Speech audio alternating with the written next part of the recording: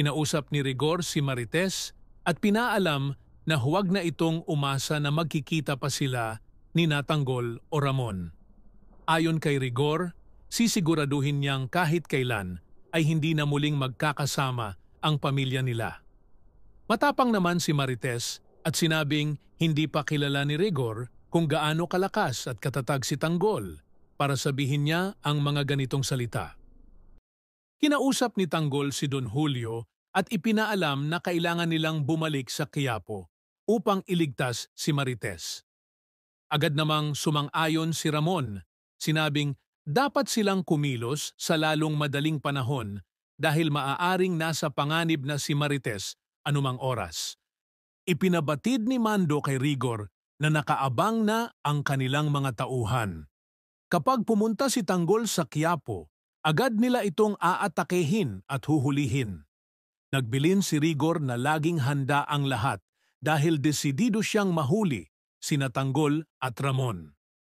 Pagdating nila Tanggol sa Quiapo, agad niyang kinausap si Berto at ipinaalam na kaya sila naroon ay para iligtas si Marites. Nakiusap siya na bantayan sila at tulungan protektahan ang lugar. Hindi kalayuan, nakita sila ni Rigor at agad niya itong inireport sa radyo. Nagutos siya sa mga tauhan na maghanda dahil naroon na sina Tanggol. Agad ding naghanda ang kapulisan para sa paglusob. Nagkita sina Tanggol at Marites at agad silang nagyakap. Ngunit biglang sumigaw ang isa nilang kasama. May mga pulis na sumusunod sa kanila. Agad nakipaglaban si Tanggol at nagsimula ang barilan upang makatakas sila. Hindi rin nagpaawat si Rigor. Desidido siyang hulihin sina Tanggol at Ramon dahil sobra na raw ang mga kasalanan nito sa kanya at sinira nila ang kanyang pamilya. Mabilis na nagutos si Tanggol na tumakas si Marites at bilisan ang pagtakbo dahil siya na ang bahalang humarang sa mga kalaban. Nagplano si Rigor na abangan sina Tanggol sa basketball court para makorner sila doon. Pagdating nila sa lugar, lumabas si Tanggol at hindi nagpatalo. Nakipagputukan ito at isa-isang pinabagsak ang mga kalaban. Habang inilalayo ni Ramon si Marites, inutusan sila ni Tanggol na maghiwalay. Sinabi niyang mauna nang tumakas si Ramon at Marites at siya na ang bahala upang hindi sila madamay sa barilan. Nakita agad ni Rigor si Tanggol at sinugod ito. Nakahanap naman si Tanggol ng pagkakataon para tumalon sa kabilang bakod at subukang makatakas. Sa kabilang panig, nakaabang ang ilan sa kanyang mga kasamahan, handang rumisbak kung sakaling may mangyari sa kanya. Hindi nagpatinag si Rigor. Desidido siyang hulihin si Tanggol kahit gaano pa ito kalakas lumaban. Ngunit hindi rin umatras si Tanggol. Isa-isa niyang tinira ang mga tauhan ni Rigor, mabilis at matapang. Habang si Rigor ay naghahanap ng tamang tiyansa upang maisahan si Tanggol at tapusin ang laban. Sa kabuuan ng mga pangyayari, lalo pang tumindi ang alitan sa pagitan ni Tanggol at Rigor. Habang pinipilit ni Rigor na wakasan ang koneksyon ni Marites sa pamilya niya at pigilan ang muling pagkikita nila, Tanggol at Ramon, mas lalong lumakas ang determinasyon ni Tanggol na iligtas ang ina at ipaglaban ang pamilya nila.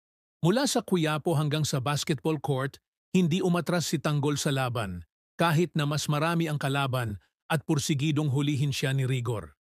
Samantala, ipinakita rin ni Rigor ang buong galit at pagnanais na tapusin ang gulo, kaya't walang tigil ang paghabol niya kay Tanggol.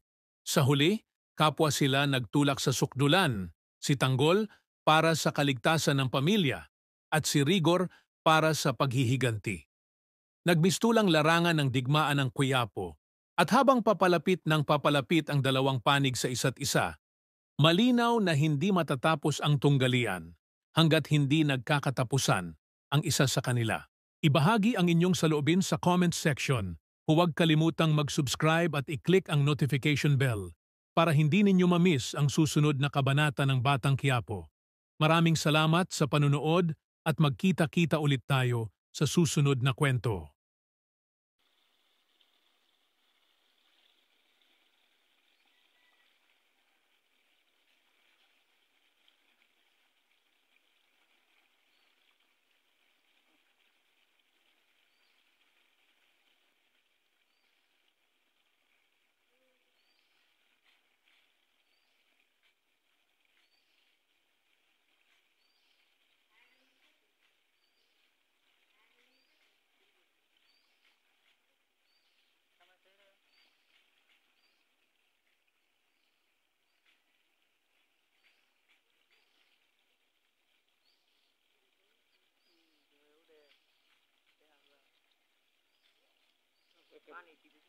টর্চের টেম্পার আছে।